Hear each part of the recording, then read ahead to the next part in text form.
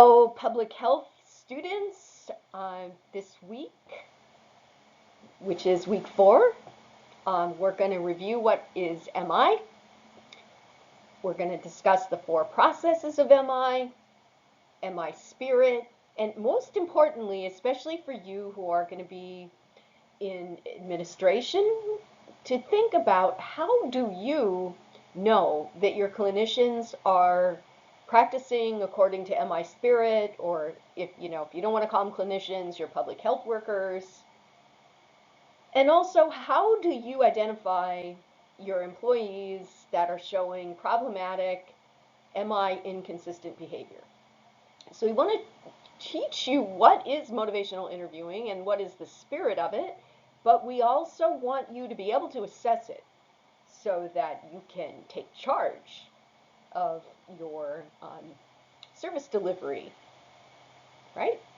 If you can't assess how your organization is living up to its mission, then you can't really function now, can you?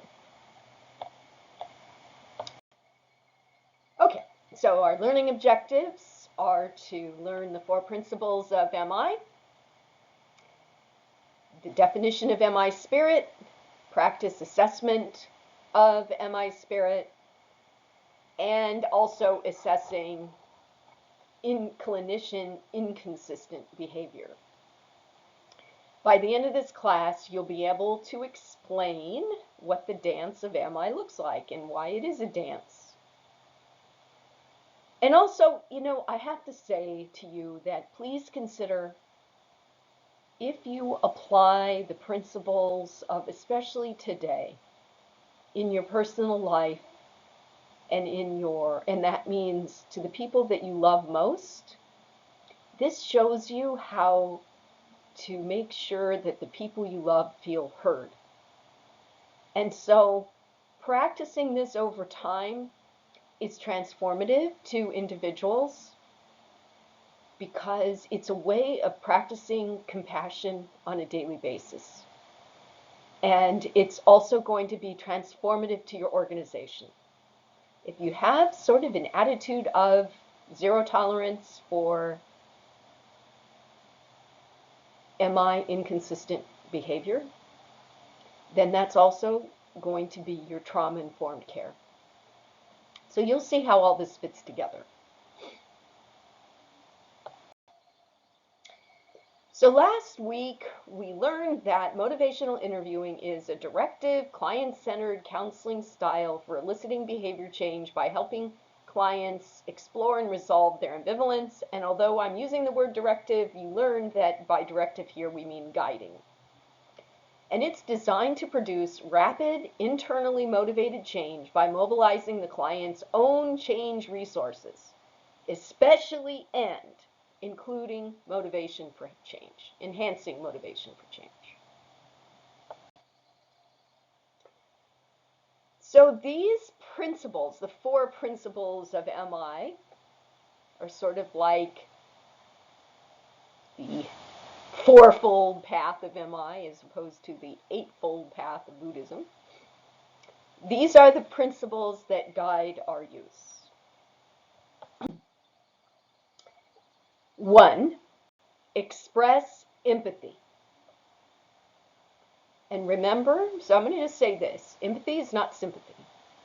Empathy means I emotionally understand you, I emotionally feel your emotion, and I can tolerate that feeling. So we'll say more about that in a minute. But okay, so that's number 1, express empathy. And so also, well, there's a lot to that. Just express empathy. This seems simple, but it's really very complex, especially when you're dealing with your loved ones. Develop discrepancy, which you'll hear what that is. Roll with resistance. So if you're doing number 1, number 3 comes easy. If you're not doing number 1, you can't do number 3. Support self-efficacy.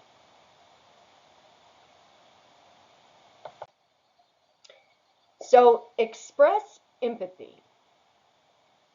So, acceptance of a person facilitates change, and acceptance of emotion facilitates change. So when we take in and hold that person's emotion, whatever it might be, and we show that we can tolerate that ambivalence. On the one hand, you want to change. On the other hand, it's hard and you don't want to change, but that's okay. And we're modeling how do you regulate yourself? How do you regulate your emotions? Then we provide the vehicle through empathy for another person's change. So if you really consider deeply today's talk, you'll see that this is also about how to be the best parent you can be. It starts with expressing empathy. And one of the ways we express empathy is through, actually the main way, probably the only way, and actually including parenting. The way you express empathy is through reflective listening. And reflective listening is just that.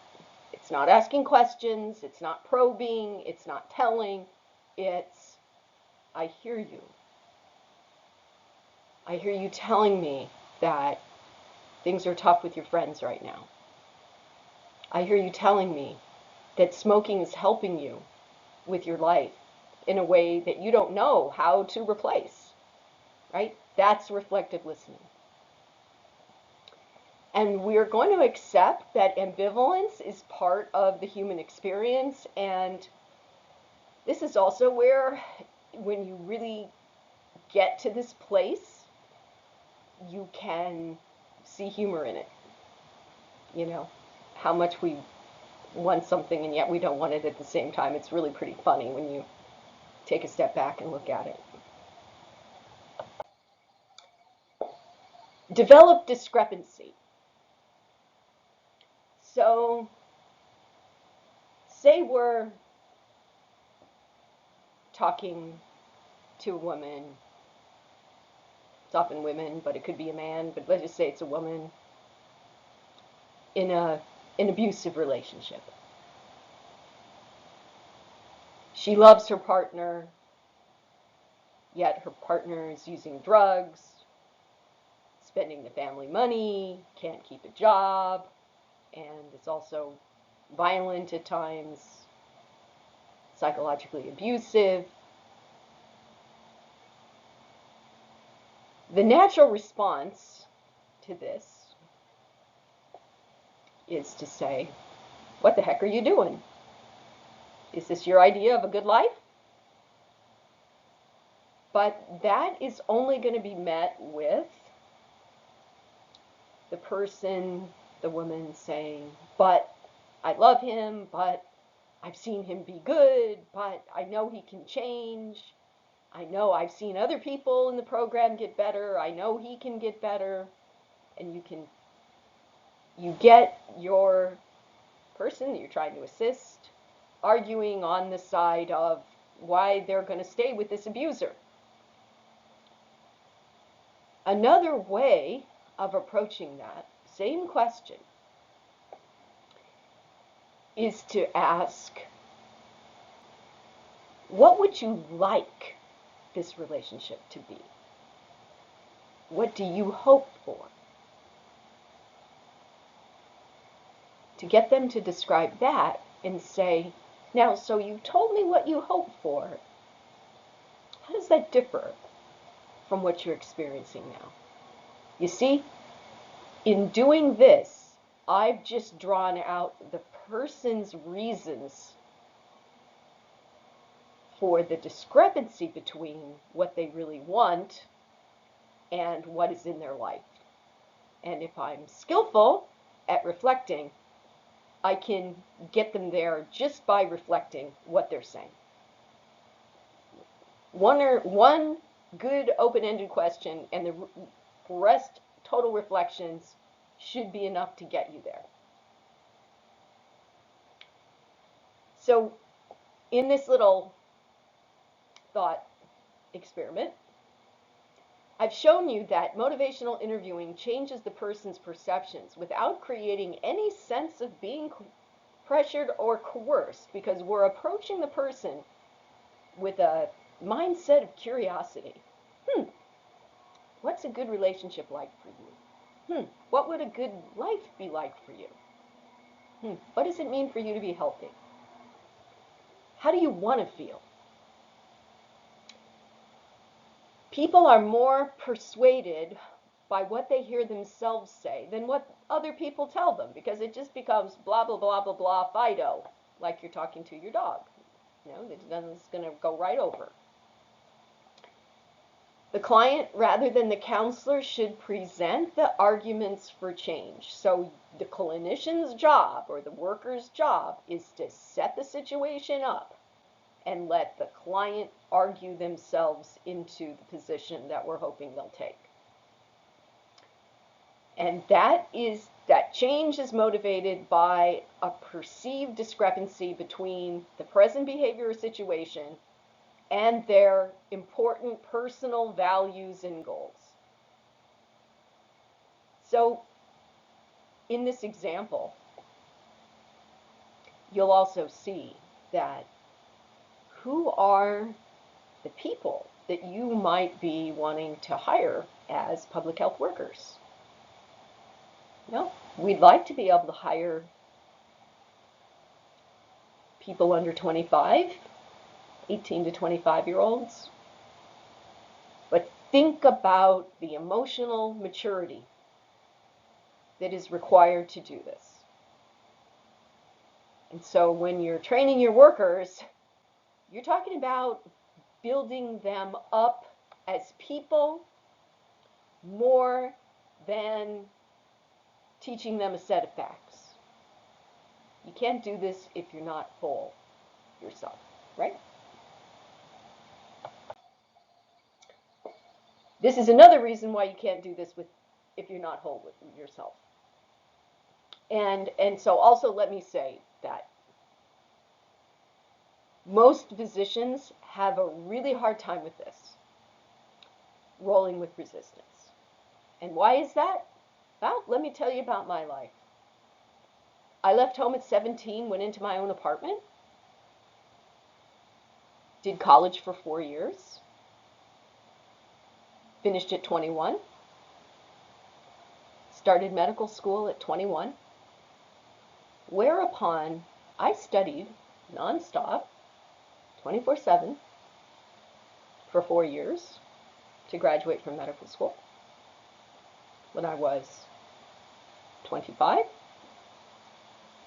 whereupon I worked for 80 hours a week for 4 years in the emergency room and in the hospital and in the psychiatric clinics. So by the time I was 30,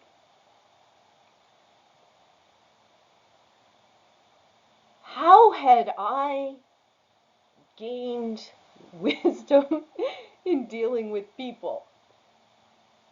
It's a good question, right? I had a hard time. And by saying I mean this is your average physician, right? Which maybe some of them nowadays, like the average age of my class starting was 28 actually. So that's, in my opinion, better. But people wonder why physicians have such a tough time. If you think about my story, you understand why.